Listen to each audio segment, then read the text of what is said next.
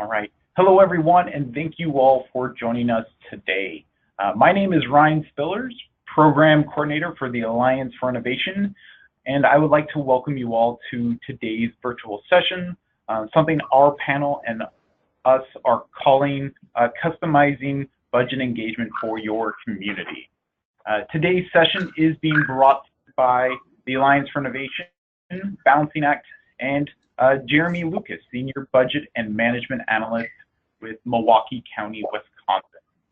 Now, during the next hour, we will hear from our panelists about how they built a two-way relationship with residents on financial issues, and whether to identify priorities, set levels of service, gauge interest in changing revenue, build public understanding of long-term structural problems, prepare for an election, get staff buy-in for change, or simply out of commitment to good governance.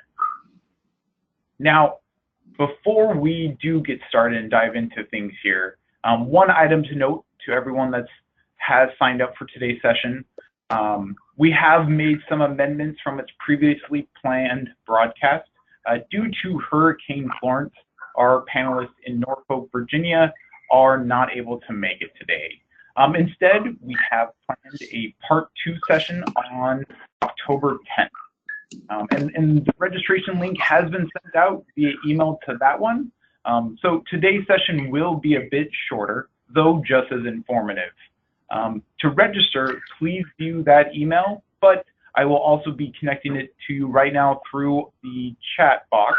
Of course, following up with you in the next coming weeks with that link as well. So I appreciate your patience with us on that, and let's keep diving into our content from here.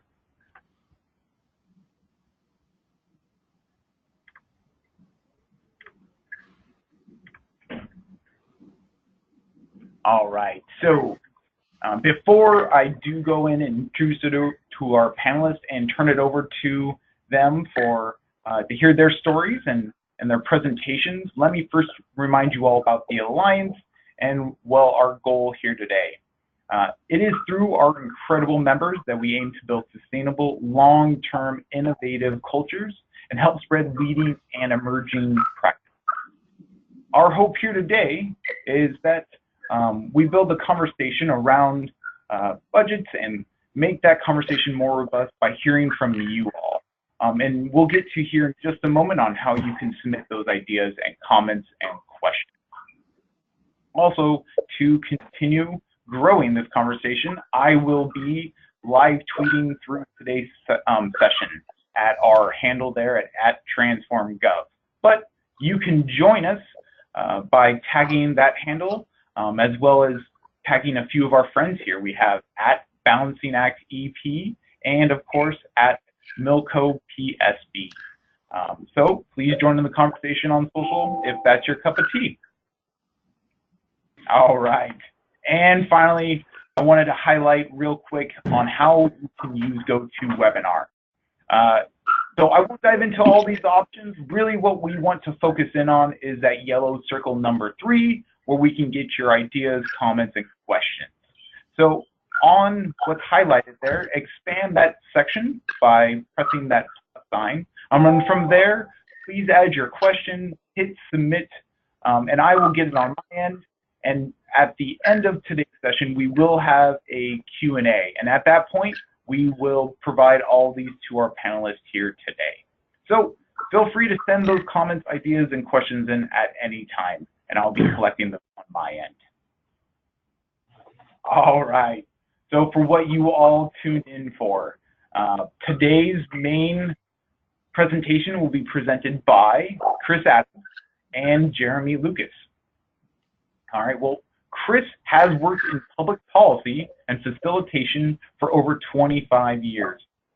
His work has focused primarily on health and healthcare, but he has also supported policy development in education and natural resources. Prior to founding Engage Public, Chris was a associate director of the Center for Ethics and Social Policy in Berkeley, California. He has published more than 40 essays and publications including the Los Angeles Times, New York Newsday, Christian Science Monitor, the San Francisco Chronicle, and of course others as well. He is a past speaker at the Distinguished Conference on World Affairs at the University of Colorado, delivering 5 presentations on the theme Values and Ethics in a Fragile World. Chris is the former president of the board of Denver Urban Gardens, a network of more than 100 community gardens. He's also a graduate of Yale University and University of Colorado. So joining Chris today will also be Jeremy Lucas, who is a senior budget management and analyst for Milwaukee County. Mr. Lucas came to Milwaukee County in 2015 and has helped manage the budgets for selected elected officials, Milwaukee County Parks Department, Milwaukee County Zoo, cultural and non-departmental revenues.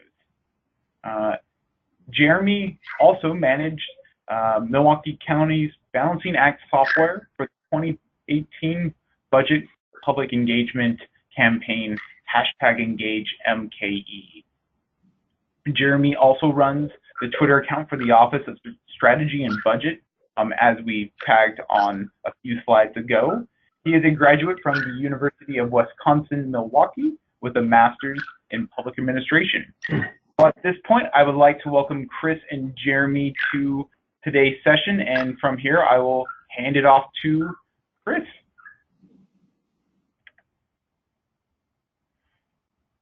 All right. Well, thank you very much, Ryan. It's a pleasure to be here. And once again, I just want to note to everyone on the webinar how sorry we are that our friends from Norfolk, Virginia could not be here. There was a mandatory evacuation order by the governor, and our best wishes for safety go out to everyone in on the East Coast, especially in Virginia and the Carolinas. So today's presentation is intended to be about how to do community engagement for your community. One thing that we've learned through our couple decades of working with local governments is that every community is unique and has unique needs and challenges, as well as capacities. So I want to spend just a little bit of time talking about why you might do this. And this slide actually comes from a presentation I gave last week to the Transparency Task Force at GFOA. And then I'm going to talk a little bit about kind of what the what is and some tools and opportunities for moving forward. And then I'll turn it over to Jeremy, who's the real pro who has on the ground experience in terms of doing this. So why would an entity want to do, a local government want to do community engagement on the budget? Well, the first thing is that GFOA recommends it, that it's sort of a hallmark of good governance and good practice from their perspective. The second thing is whether GFOA recommends it or not. A lot of people who are called to public service, who work in local government, just simply think it's the right thing to do. We have a lot of entities. I'll say we have some clients that work with us that are struggling and have a particular problem they need to address, whether it's a revenue problem or a service level problem that they want to communicate with the public on. But I would say that the majority simply come to us because they think it's a part of good governance to find a way to communicate and have that two-way conversation with residents about the budget. And two hallmarks of that are transparency, and the United States and Canada local governments actually, I think, do a pretty good job with that, at least at the level of sharing in terms of making transparency available and accountability. The one caveat I would make is that there's a lot of different ways of doing transparency, and I'll talk about on the next slide. Some can be as simple as simply making PDFs available, and some can actually provide much more information through some visualizations. But beyond it being just the right thing to do or being recommended by the major professional organization in this field, there's some practical reasons why local governments might do this as well. Declining revenues, expenses are increasing. A lot of times, especially with the things that government buys, which is a lot of services often, it goes up faster than the revenue structure will allow, and there needs to be a way of communicating with residents about that and coming up with a solution that's acceptable to residents and also meets the realities of local government. Sometimes we found that there's political pressure to reduce spending. Sometimes the folks who are in charge of local government run on a platform of saying that they're going to reduce spending. I've had one city manager say that she wanted to use a simulation because she said, my council has made all these promises and there's just no possible way of delivering. And she said, I can't just make stuff up. And so by having that transparent relationship with residents, that information-rich experience with them, you can actually figure out ways to deal with both political promises as well as practical realities. We've got many localities that come to us because there's a need for a tax increase. Their revenue structures change, property values that might have been suitable 10 or 20 years ago to provide an adequate property tax to serve local government. The property valuation changes. Something might be out of whack. We've had some western counties, for example, that have a severance tax that were doing very well 5 or 10 years ago when there was the opportunity to, when energy was being extracted from the ground. And with the price of energy going down so low, that's actually completely changed their equation and their revenue balance. So they need to look at other revenue sources. Having that ability to have an information-rich conversation with people about what to do about that is a critical thing.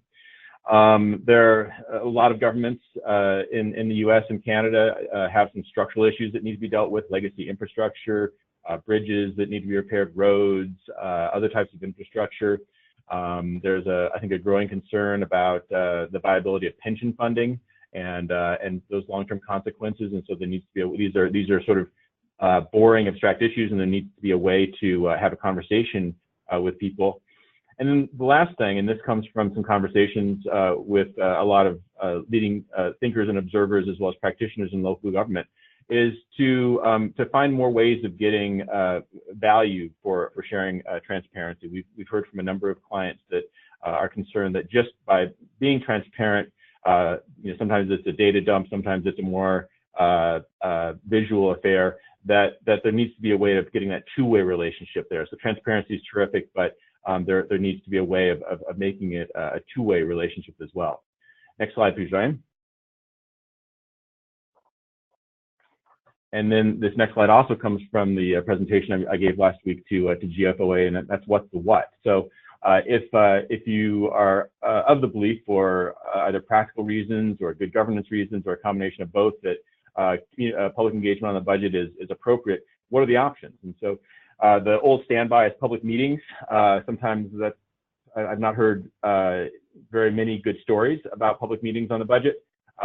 Sometimes it's called 3 minutes with the mic. It's usually not a very productive way of getting input. I've heard some city managers and budget officers talk about just being yelled at public meetings, and that it just often isn't that useful, especially with something as complex and even opaque as the budget that requires math, which often the public may not have a very high understanding of some of the math and that goes into to creating budgets.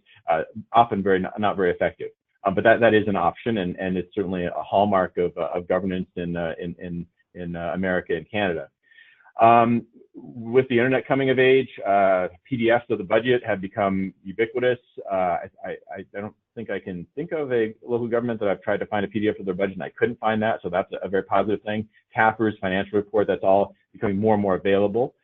A few local governments have taken to putting their checkbook online, which just basically means having a searchable database of the expenditures that have been made. That can be a very useful thing. I think there's a little bit of an issue with context, because sometimes a payment may not tell the reason for the expenditure, or it might be misleading. There's a lot of different issues there, but I think it's a great gesture. One thing that's become very popular in the last 6 or 7 years is to do visualizations of financial data and to make data sets available to folks. There's a lot of different ways of doing that. You can have visualizations that are static, just sort of visually depicting the data. You can have some that are live and that might be actually hooked in directly to a budgeting system or some other performance reporting system that update in real time, such as letting your residents look at your budgeted to actuals. There's some terrific ways of doing that. There's some really terrific companies that do that. One is OpenGov. Another one is Socrata. There's another one called OpenBook. Three of them have offerings that are particularly suited to the needs of government and do a great job. There's also some additional visualization offerings that also provide, I think, a lot of value because they're very cost effective. There's a company called Tableau that does visualization, and you can actually hook up live data sets to that. And then Microsoft has a very inexpensive product called Power BI that can do visualization. So visualization is something that I think a lot of entities are doing, and it makes a lot of sense too, and there's a lot of good opportunities to do that.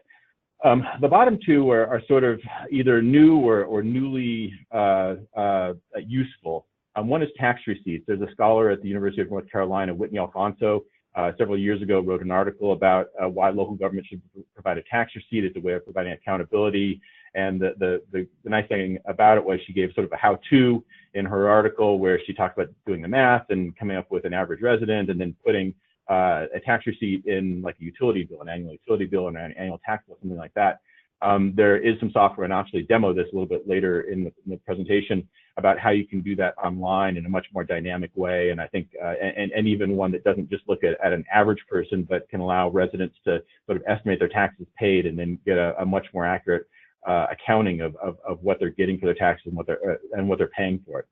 And the last one, this is what Jeremy's going to talk about, is simulations. And this is the one that I think is really coming of age in terms of both the technology as well as the expectation of residents, and then what I was talking about earlier about having this two-way ability to have conversations with folks. So if you could go to the next slide, please, Ryan. This is a graphic that was in an article that was in the Government Financial Review earlier this year. It's an article that was written by Mark Mack, who's a senior consultant at GFOA, and myself. And it's just sort of looking at the history of simulations, and using budget simulations can be documented in local governments in the U.S. all the way back to 1990 with Eugene, Oregon, using something called BOB, which was an acronym for Build Your Own Budget. And then there's some scholarship that was done in the 90s and then the 2000s that really talk about the usefulness and the utility of using simulations. But prior to 2007, 2012, depending on sort of when you mark this, it was all done by hand. It was done with paper and pencil, and there were complaints about. The positive thing was that people really got engaged with these, and they really sort of took these problem-solving tasks seriously, of trying to understand the situation in local government, trying to weigh trade-offs, taking into account constraints such as revenue restrictions, or even just the most basic constraint that you can't spend more money than you have. But it was also, there were two problems with it. One, it wasn't automated, and so there was a lot of human error, once again going back to math, just the general public's ability to do math, because people were asked to sort of add up their responses. But then the other one is that it's quite expensive, and the Norfolk folks were going to talk about doing a paper and pencil simulation in this presentation, but now you'll have to wait till October 10th to hear about it. But the nice thing is that it's a very effective way of getting people involved. But prior to, I'm going to say 2012, 2014, it really wasn't very practical because it was incredibly staff intensive, and it couldn't really reach that many residents. Like sometimes it's used with residents, sometimes it's been used internally. But what this article talks about is beginning in 2012, Johnson County, Kansas, created their own version of a budget simulation, did a terrific job. About the same time, City of Baltimore did. At that point, our company, Engaged Public, had been doing a budget simulation for the state of Colorado since 2007. Sorry, all of these are online versions that are interactive and dynamic. And in about 2015, we launched a version that that's sort of like the setup is very easy, which was one of the main constraints on doing simulations before. The setup is kind of like SurveyMonkey, and you've also got the ability to reach thousands and thousands of people at very low incremental cost. And so we really are at this inflection point in terms of the possibilities that can be done with doing budget engagement with your community. And part of it is that the technology is sort of catching up to the need, so that the best tool for doing public engagement on budgets simulations is now something that's readily available, and it's at a fairly low cost as well. Next slide, please. This is a table from the article that just talks about some of the challenges on the left and then how technology helps on the right. So low participation rates. Jeremy is one of the star performers in terms of finding ways of getting thousands of people to spend time learning about budget constraints and budget trade-offs and providing informed input. Inaccessibility of financial and budget data, as I said earlier, some of the really terrific software applications for transparency are making this data more accessible. One of the things that we believe is that making the data not just accessible but meaningful is providing ways for people to interact with it. And so now there's some really nice ways of doing that. Traditional community engagement folks would say, be cautious about expecting too much from an online opportunity for interaction, that you need to have opportunities for deliberation. And while it's not a bad thing or it's a good thing to have people spend 10 or 15 minutes learning online and then providing input, you also need to provide ways for deliberation. And so some of the tools that are available now actually are designed to be used in face-to-face settings to sort of frame a discussion, give everyone a little bit of a support, so it can actually be, these simulations can be used as facilitation tools, and I think that's very useful. And then this last one is a question that we've been getting for a number of years. People wonder about the representativeness of the people who show up and take the survey, who spend their 10 or 15 minutes learning about financial constraints. And on the one hand, the answer is it's no different than a public meeting. It's who shows up. But the really cool thing, and this is once again sort of the cutting edge of the technology, both the technology as well as the methodology, is that our company with Balancing Act, we've been working with a university-based research team now for about 20 months to develop a really high-quality, low-cost way of getting representative information on resident budget preferences using sort of a modified version of the simulation. It's actually very exciting. We're looking for this to take off in the next year or two here, because by having a simulation, you get really good information on sincere preferences and willingness to pay. One of their findings is that budget surveys sort of exaggerate sort of the negative tendencies of residents. That budget surveys typically ask which services do you like the most, and with very few exceptions, residents like almost every service, and that they even blend things together, such as general funding for the fire department with having a very nice and elaborate 4th of July fireworks display, and everybody loves all of those things, even though they're very disparate and not similar amounts of money. And then if you ask them which taxes or revenue sources do you like the most, they almost say, oh, we hate all of these. And so that's led to what our research is showing is an erroneous conclusion that people aren't willing to think responsibly about the budget, that they don't get the connection between spending on services and revenue to pay for them. And what our research is showing, and we're doing a number of validations of this, is that when you give people an opportunity to see both the revenue and the spending together simultaneously in an interactive way, that they tend to think more responsibly. And by responsible, I just mean they tend to honor constraints, such as you can't spend more money than you have, and to, if there are state laws or whatever that constrain spending, that once they understand those things, that they actually take a different perspective, which is, how do we use our financial resources in the best way to serve the mission, purpose, and vision of their local government. And so we're finding this to be a very exciting time, and we love doing work with the Alliance for Innovation, because the local governments that are attracted to that tend to sort of share this optimism that by finding better and better tools and techniques and commitment and leadership, that we can do some really terrific things together. So I'm going to say a couple more things after Jeremy, but I'm going to stop here and turn it over to Jeremy Lucas.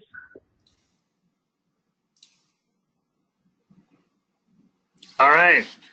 Thank you very much, Chris. I really appreciate the intro, and I want to also thank the Alliance for bringing this topic up and allowing me to share our story.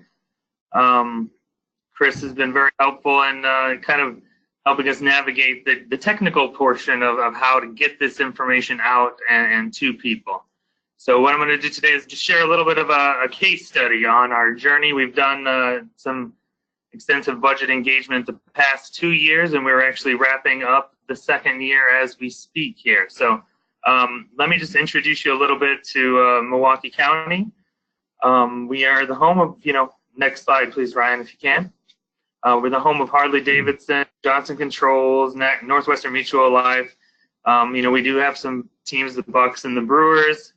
19 total municipalities, and of our not so claim to fame, as depending on who you ask, we are one of the top 10 most segregated cities in the U.S., which includes Milwaukee as our county. So with 19 municipalities, some of the issues that we have are, we do have very, very wealthy areas of the county, as well as some very highly impoverished areas.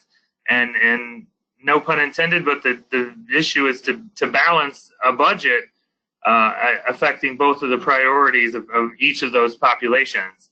So I'm going to just kind of tell you how we had a problem to be solved and what we did there. You can get the next slide, Ryan.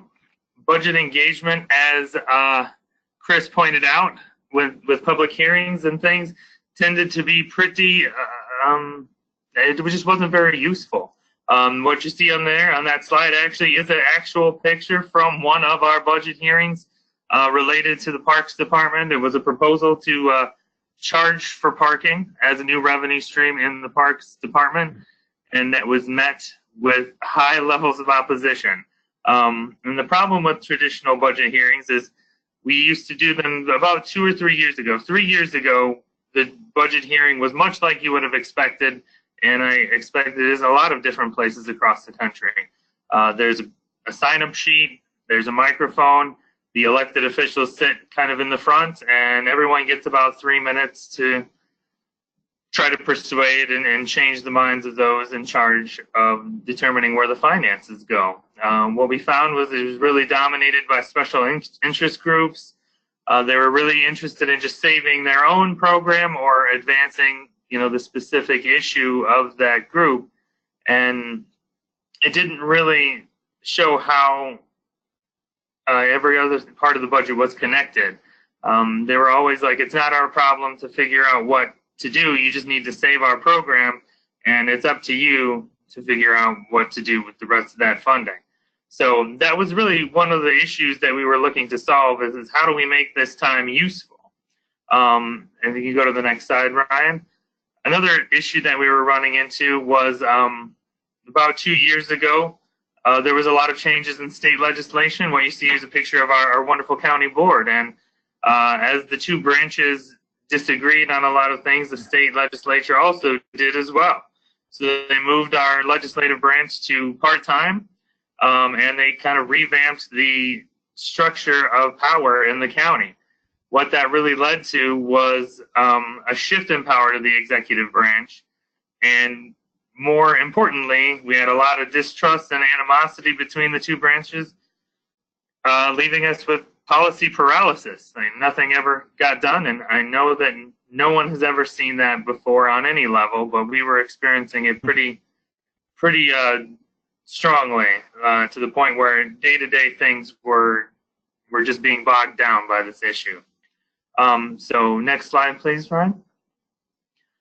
So we had a two-pronged goal, really. What we wanted to do was make the time useful, the budget input process a valuable time for both us as staff, for our elected officials, and for those people that choose to spend their very valuable time coming and giving us the input that we were looking for. Also, because of the two branches were kind of deadlocked on their opinions for any number of things, we wanted to use that input to move in any direction, be it the executive branch's direction or even the legislative branch. We needed a referee to kind of break the tie and move forward with actual governance. Next slide, if you could, Ryan. So we enlisted the help of Balancing Act, and we put together our public engagement tool, our simulation, and we decided to try to brand it as Engage Milwaukee, Engage MKE. We thought we would try to bring it kind of with the social media hashtag and make sure that people knew what they were getting into related to the online presence.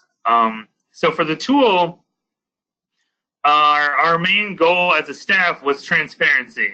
It was a very high priority. We wanted to make this tool essentially a true-to-life digital representation of our budget document. And it did turn out very much that way. It had every department, their budgets were listed, there were full transparency. We limited the revenues that we as a county could not change. We locked categories for mandated items that we were not in control of in relatives to eliminating departments or things of that nature. We really allowed anyone to become an armchair budget analyst, which, here in the budget office, we thought that would be a great thing. Who would not want to be a budget analyst and have the ability to see into this and make these decisions? But it turned out it was actually a little bit too transparent. It was very complicated. As Chris has talked about, the nuances of the budget, can tend to be very overwhelming. In conjunction with the way that we designed the tool, we used some outreach, and I would just label it as pretty traditional and really low budget and very free. We used the Facebook account of the county executive's office. We did get some local online daily magazines to do some stories for us, a little bit of a radio. The NPR did some stories, and we did get some exposure that way. We also really hit a lot of our larger civic groups and talked to them about it, the Rotary clubs and the Kiwanis. And that was the extent of it. We thought, by making something and putting it out on the internet where anyone, in the world could actually get a hold of it, that, we were doing a lot of what we needed to do to increase our feedback from basically the 2 budget meetings that we would have, our input budget meetings. And if we go to the next slide, Ryan, I can kind of show you the results of that. So we had 3,300 page views, 85% unique. We had 200 unique submissions, 240 unique submissions to our tool, which gave us a lot of good feedback. And what we found out was very important, that was that people were willing to spend 24 minutes on average just sifting through the budget in this digital form. And that was a really kind of an enlightening revelation for us.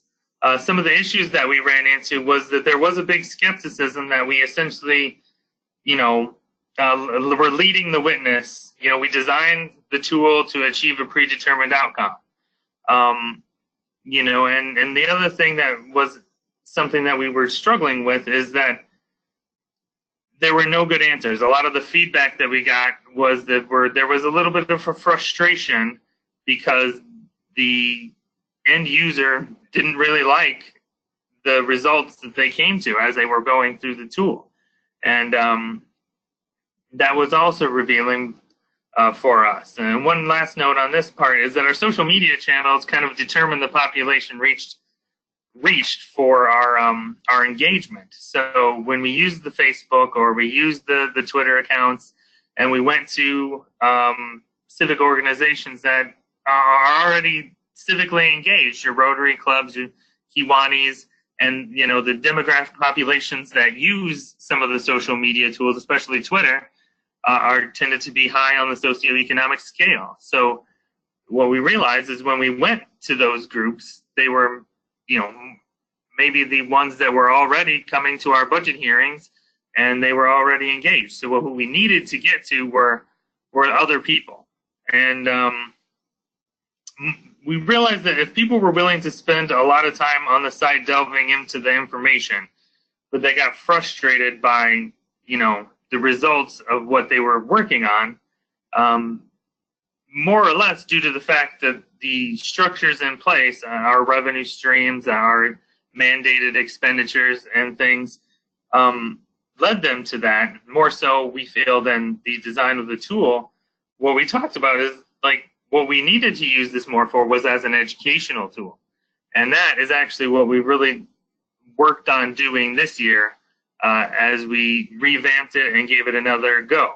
If you could change the slide for me, Ryan. So this year, we went at this a little bit differently. We have the tool hosted on its own website called thebetter414.com. And 414 is the phone area code that encompasses the entire county. And what we did with the tool that was different than the previous year was we really simplified it. We put the expenditures in mandated or non-mandated categories. So we either, we let people know that these are things we have to do, these are things that we don't have to do, but we do anyway, or we think that they're a good idea. We separated everything underneath that into larger functional areas. What it ended up resulting in is not a lot of tabs came up. There wasn't a lot of visual distractions. It was very much like public safety. Even though there are a few things that are in public safety, everyone more or less gets the idea of what's involved in public safety. So keeping it kind of at a higher level, and we did open up some of the categories. So we had been a very controversial sheriff here in the county a couple of years ago, and a lot of people, that was one thing that they were, upset about, was that they were not allowed to reduce the budget authority of the sheriff, because they were disagreeing with a lot of the things that he was doing. So to a point, we realized that not every single function of the sheriff is a requirement, and we allowed people to reduce some of those things. We allowed them to reduce it down to a floor, which gave people the feeling that they were in more control. We also just allowed both specific policy options. We loaded it with a lot of very familiar initiatives to some of those in the county that we're frustrated with the budget process, which revolve around the same kind of reductions year over year. It's just different ideas, and also general reductions for the categories at large. So I just think you guys should take a 2% reduction, and we allowed people to do that. We even, which was huge for us, took a baby step on revenue. We are very constricted here at the county for revenue streams. It's property tax, a half-cent sales tax, vehicle registration fees, and any other revenue generally comes from another governmental entity. We do have some fees for service, but those revolve around recreational, like parks, golfing fees, things of that nature. So this year we actually allowed people to have another option. We let them open up the property tax instead of putting people in a constricted area. We let people have some room, which is instructed to us to let us know where among these options where people would prefer to pay more, and without sacrificing the learning experience of the difficult situation that we are in, we have kind of loosened up the reins a little bit, become a little more lenient. So that was kind of what we did with the tool, and using the outreach. This was the biggest step that we've taken so far. We really we utilized resources that we already had. We thought previously that you could kind of put things on the internet and people would just come to it if you gave them a link or you just told them about it, and they would show up. And it takes a lot more work than that. And what we did was we utilized our existing customer databases. We already have email lists for the Zoo Society membership and the Parks Department and our golfers and our Office of Persons with Disabilities. They all have email address databases. So we decided to tap into those resources and send them out. We previously hosted the tool on our county website, and prior to the remodel of our county website, it was old and it was very clunky. It was very difficult to navigate. But we decided to just bypass it entirely and move to a microsite. And the thing about the microsite that we thought really worked well was we kind of shifted the focus from what we wanted. We wanted to engage Milwaukee to what everyone wanted. We moved to a bigger picture, which is, we're working toward a better 414. So, that was more a paradigm shift in what we were looking for and it sent a different message to our citizens as well. It was more big picture. And then finally, we went to the people. We went to all different groups. We got on the agendas for already established commissions, subcommittees, parks groups, employment boards, neighborhood associations.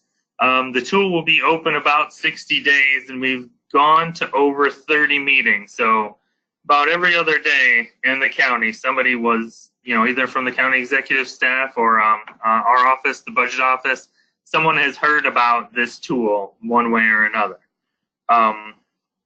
And the bigger thing that we wanted to do was to diversify the outreach, because we discussed previously last time with Engage Milwaukee, we were really a slave to the channels that we used for outreach. So we really wanted to make sure that we got a broad-based response back from all of our citizens. And we did do some paid social media. We did, we also engaged our civic partners at the Wisconsin Policy Forum or other groups to kind of put it on their social media. So there was a lot of partnerships involved in better414.com. Next slide, Ryan.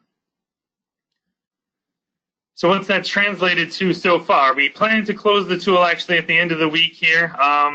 And we have a little bit, I just checked the numbers this morning. We have about 4,700 views, 84% are still unique.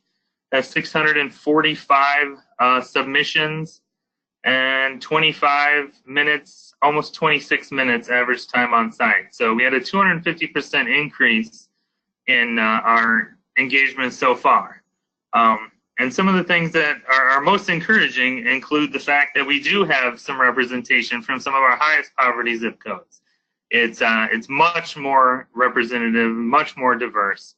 Also, the results are pointing to, as Chris somewhat mentioned, decision makings. If you allow the citizens to see everything on the table, they will surprisingly make really good financial decisions. We have offered the people as a revenue option to pull from our reserve, and they actually chose not to. They decided that most people that took this, that submitted from a Better 414 this year, were prudent and realized that reserves are for emergencies, and they did not draw from that as a way to solve the issue. So it's a very surprising thing that we've run across so far.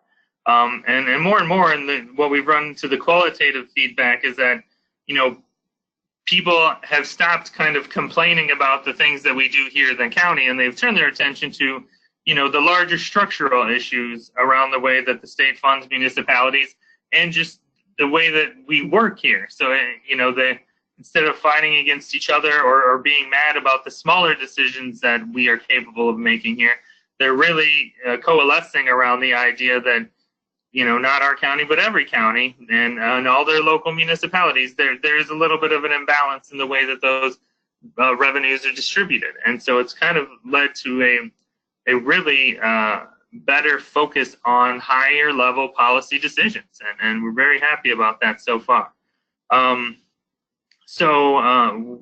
Next slide, please, Ryan. So what we want to do, and we plan to do this, is we plan to distribute the results to everyone who's provided contact information, and we plan to, also give some of this data to our municipal partners who've been so helpful in getting their own citizens at the local level to really work on using the tool.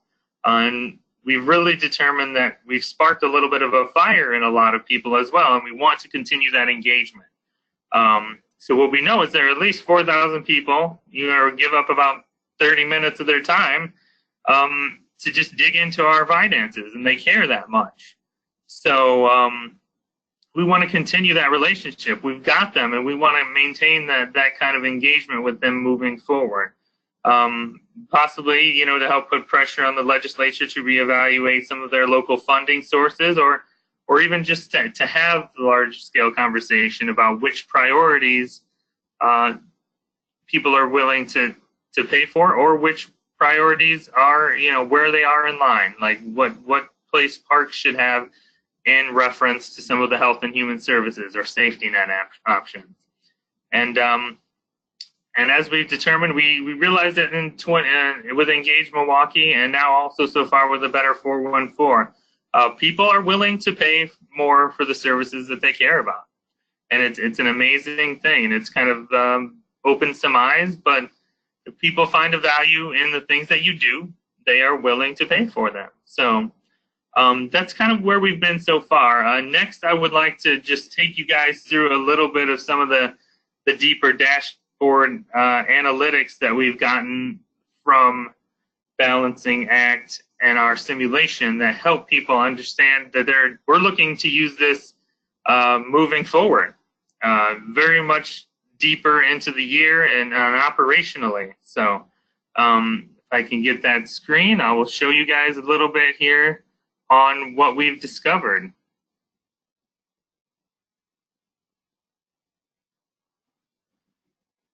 Ryan, if you could give me control, please.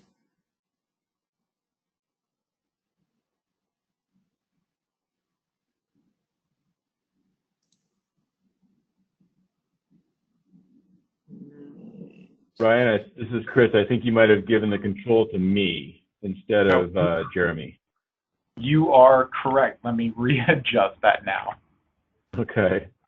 All right, Jeremy, should be popping up on you. There we go. All right. So what you're looking at here, this is the dashboard that we have for our specific budget simulation. And what we've done is we've drilled down into the non-mandated categories. And I've got it sorted by the decreased amount submitted. So simulation-wide, most people have chosen to reduce our bus routes by the largest dollar amount. And following that is the Parks Department. And some of that information is very interesting to us at the county and here in the budget office, because the group of people that showed up loud and proud earlier this year to protest the paid parking may also just be not as large of a contingency as we think they are, because there's been lots of interactions in this category, which you can probably see to the side here. The interaction percentage, over 50%, and they've, when they've still been a lot of reductions in that department. One of the other locations that we were looking at that provides some deeper information is in the Office on African American Affairs. Now, this office is a very new office. It's less than a few years old, and some of the qualitative comments show that the public doesn't quite understand what the mission or the values or what the purpose of the office is. It's very instructive, and we were planning on using this information to help the department understand that there are that they can do a better job. That maybe their first step in their mission in being productive is to do a better job of communicating what exactly their purpose is in the county and to the citizens. And then finally, the last thing that I just wanted to highlight is the cultural contributions. Milwaukee County provides money to all sorts of different cultural groups that work in our buildings. And we still own the buildings, but we provide them operating support. And what we've run here is that there's plenty of people, 24% or 27%, 23%, there's support for the reduction in those categories. And those were previously thought politically untenable, that was kind of like something that you would never consider doing. So we plan on taking this data and working through it. This is just a small snapshot, I guess, of all the other different categories that we have to sift through when we get to the end of this process. And if you like data, there's a lot to work through. So we're looking forward to it. But there's just a lot of information that can be gleaned from this engagement that will help not only operationally, and fiscally in the future. So I thank you guys for the opportunity, letting me talk about our story. We're very excited about how we've been able to ramp this up a little bit, and we want to make sure that we take this, great thing that we've got going with our engaging the public and continue it in the future. So thank you. I think we'll turn it back over to Chris here. Yeah. All right. Well, thank you, Jeremy. I always learn so much from you and all of our clients in terms of your experiences, and much of that is new. So thank you so much for sharing. I'm going to shorten my presentation. I was going to, because we wanted to sort of present an array of tools. I'm actually not going to do that because we only have about 8 minutes left on the webinar. So I'm going to just quickly talk about, I'm just going to give a little bit of a punchline because I want people to have a chance to ask Jeremy questions, because I think what he said was very important. Is everybody looking, Brian and Jeremy, are you guys looking at my slide where it says, what are the objectives? We certainly are. Okay, good. So I'm just quickly. So this also is borrowed from my presentation to GFOA last week. So earlier I talked about kind of what the why is, and then what's the what, which are some various tools. And Jeremy has talked about all the tools they've used with social media, with the simulation, gathering all sorts of data. Now just talking about what are the objectives. And so it seems to me that if you care about having this type of relationship with residents, there's two things you need to do. You need to get residents who are informed and residents who are engaged. And these next 2 slides, or actually 3 slides, talk about what the payoff is for you. And so this slide is from a study that was done by the Center for California Studies. I think they used about a sample of about 500 or 600. And they just found some great examples of what happens when people are informed and engaged. And so the statistic talks about the probability of simultaneous preferences for lowering taxes and increasing services. It just dramatically decreases when people are informed and engaged. So on the left, you see the percentage when people are uninformed and disengaged. And on the far right, you see what it is when people are informed and engaged, that people are just more reasonable, that they don't expect local government to do magic, to make things appear from nothing. This next slide is about improving the attitude towards tax. It's the same survey, same scale. On the left is uninformed and engaged, and it's the belief that sales tax rate is too high. When people are uninformed and disengaged, it's about 45%. When they're informed and engaged, it's about 26%. So there actually is a payoff by doing this, by investing in transparency and participation efforts through budget engagement, that you get something for it. This next slide is from a big study that was done by a guy named Benedict Jimenez, and he studied using ICMA data. He studied cities that after the financial crisis of 2008, 2009, cities that proactively made an attempt to do budget outreach by having some type of participation. He had about 6 different categories. At that point, simulations weren't really readily available, so he didn't include that. But his finding was, if you just do something, there's a positive outcome to it. And so the quote from his study that I like the most is, in participatory cities, nothing is off the table when dealing with a fiscal crisis. So whether the fiscal crisis comes because of national trends or aging infrastructure, or maybe it's not even a crisis, maybe it's just wanting to sort of develop that two-way capacity so that you have the ability in the future that investing in participation will pay off. And this last slide I just love a great deal. This is from Kansas City. And for me, I've been talking a lot about, and Jeremy's been talking about, wanting to have this two-way relationship. But we all know that sometimes the public, even if public officials are willing to have this relationship and understand that residents may not trust government, sometimes that can go both ways. And so I think it takes a brave public official to want to extend that trust both ways. And so this is a picture from Kansas City's budget process last year, and they actually won the GFOA Award of Excellence for this and some other things they did this last May in St. Louis. But what I love is the quote. It's from a guy named Adam Blom, who is the analyst that worked on it. And he said, the amazing thing is that residents are almost silent as they go through the exercise because they're concentrating so hard on making these decisions. So I talk to budget officials and managers all the time who are concerned that, the public, they're just going to zero things out and they won't take this seriously. if you give them the right tools and the right setting and sort of the right spirit of reaching out to them, they will meet you with trust, and you can actually find a place where you can work things out and come up with a good solution. So I'm going to stop there because I want people to have a chance to ask Jeremy in particular questions. All right. So as Chris just mentioned, we will open it up here for, but I just wanted to say first off, thank you, Chris and Jeremy, for the wonderful talk and presentation. So on that note, if you did have any questions, comments, please submit those now to the questions section while we still have time left.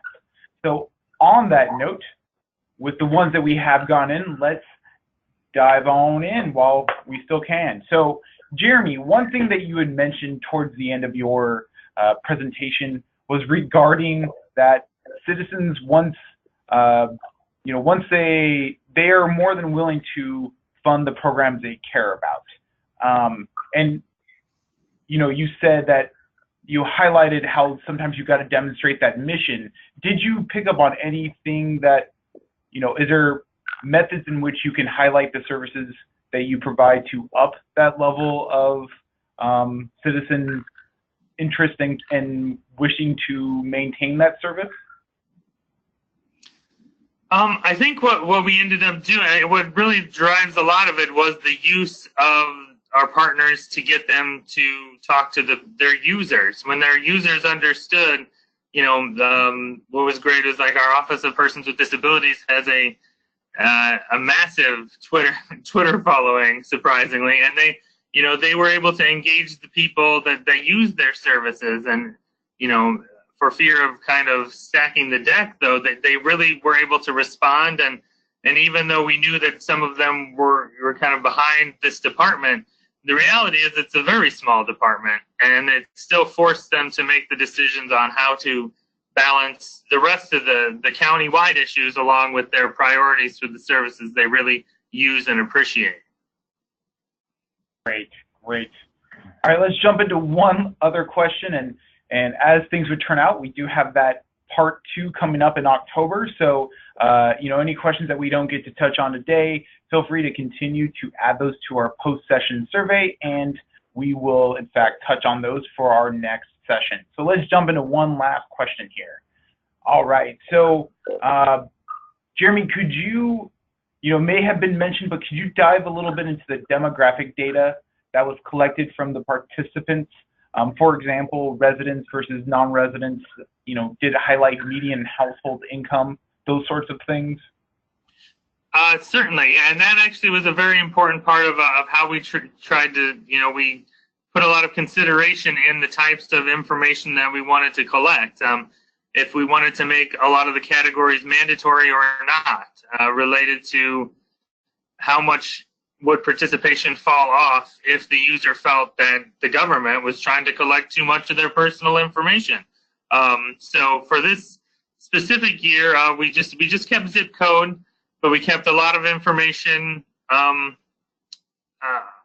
optional, and a lot of people have filled that in, and we were able to kind of compare what we got with some of the Google Analytics that Chris provides, and they seem pretty close. I mean, we got a lot of our representation from the city of Milwaukee, but that's understandable because they are the largest group of people, the largest municipality, and we have a pretty good split of about 60% of the people in the middle 3 demographic ranges, 25 to 64. So we're very happy about that, and we even added to determine which one of the groups were county employees or not, if they chose to answer it.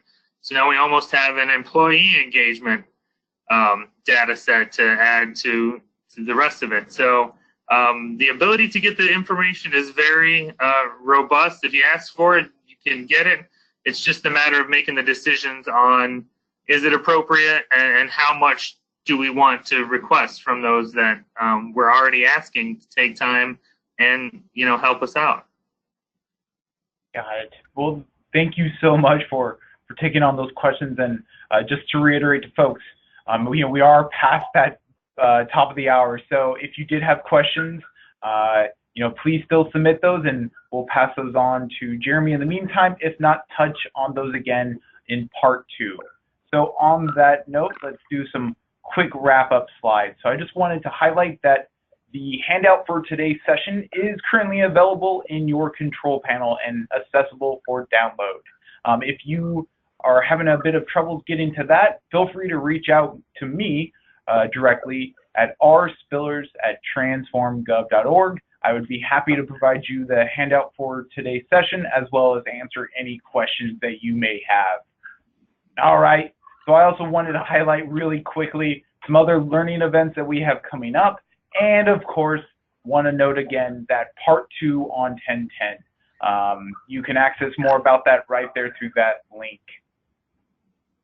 All right, and on that note, wanted to, again, I've posted the link there for the session next time. Please do head over there and register for that part 2. But on that note, I wanted to thank the audience for joining us today.